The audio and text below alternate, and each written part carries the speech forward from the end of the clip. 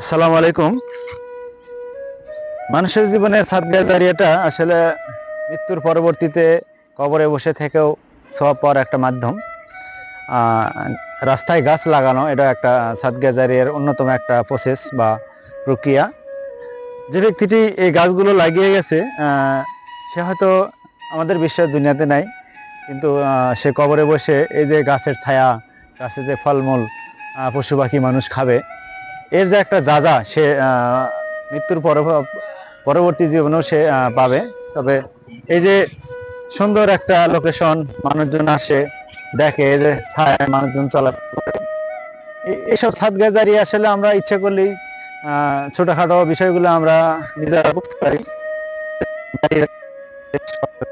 এরকম আমরা একটা উদ্যোগ নিয়ে করতে পারি, কিন্তু আসলে এই ভালো উদ্যোগগুলো নেওয়ার ভালো মানুষ মন মানসিকতার বড়ই একটা অভাব আমাদের।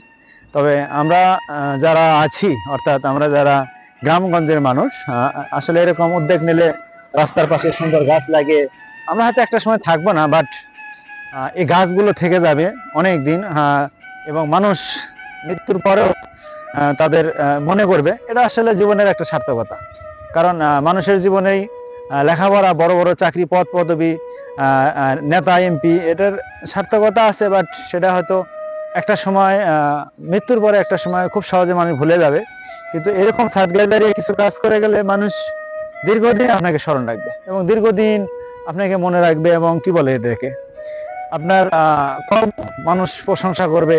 এবং মানুষ যখন প্রশংসা করবে সেটা আল্লাহর কাছেও পছন্দনীয় একটা বা গ্রহণযোগ্য হিসেবে বিবেচিত হবে।